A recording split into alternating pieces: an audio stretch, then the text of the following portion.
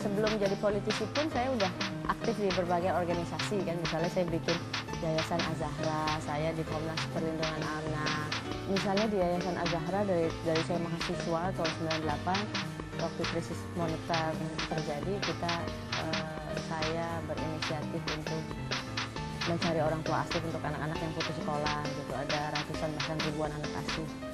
Kemudian di Jakarta Bergerak pun begitu, kita bikin pengobatan gratis untuk masyarakat di tempat-tempat miskin di Jakarta.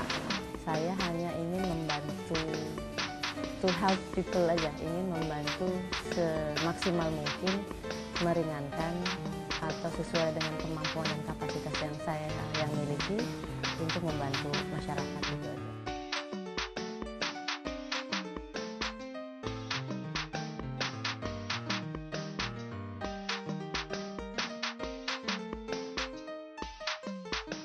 Dengan terjun ke politik, kalau kita mengambil kebijakan yang tepat, itu luar biasa gitu. Jangankan bantu ribuan orang, bantu jutaan orang, misalnya dengan membuat satu keputusan sekolah gratis contohnya ya, itu yang terbantu dengan anggaran yang ada udah bisa dilaksanakan seperti itu.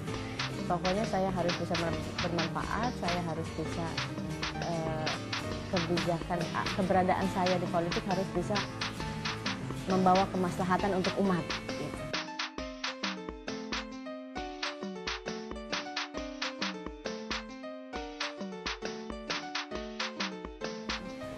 Banyak persoalan dalam pendidikan ya. Misalnya memang pertama ternyata pendidikan di Indonesia banyak yang saya kritisi dan saya perjuangkan juga, dalam arti ternyata saya menyesalkan dunia pendidikan di Indonesia, pada khususnya di Jakarta, hanya mementingkan nilai, gitu ya. Nggak membentuk karakter anak Indonesia yang bangga terhadap negaranya, bangga terhadap kotanya, nggak membentuk karakter yang misalnya solidaritas, yang bekerja sama. Jadi anak-anak ini dididik untuk dengan sistem nilai siapa yang pintar, siapa yang nilainya paling tinggi, dia yang paling artinya yang berprestasi. Ini juga sebetulnya tidak baik buat anak-anak gitu, karena yang paling baik adalah membentuk karakter anak percaya diri gitu. Yang kedua juga banyak, mohon maaf gitu ya, banyak orang dewasa termasuk orang tua dan pengajar yang ya orang tua di rumah juga mempush anak, dan guru-guru di sekolah juga mempush anak untuk jadi pribadi yang individualistis. Ya kalau saya sepakat bahwa pendidikan agama itu ada di sekolah, diterapkan tidak hanya teori gitu ya, tapi juga secara praktek diterapkan oleh murid-muridnya, diajarkan melalui murid-muridnya. Jadi ada teori, ada praktek, ada sholat berjamaah misalnya. Oh, cara sholat begini, ayo sama-sama sholat berjamaah misalnya.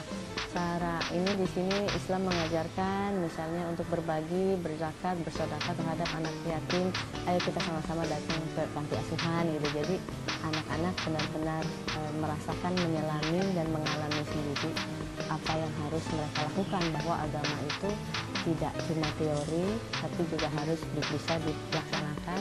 Poinnya itu kan itu harus bisa dilaksanakan dan harus bisa diaplikasikan, tidak sekedar sholat, tidak sekedar membaca ayat-ayat Quran, tapi menerapkan apa yang menjadi tafsir ayat-ayat tersebut.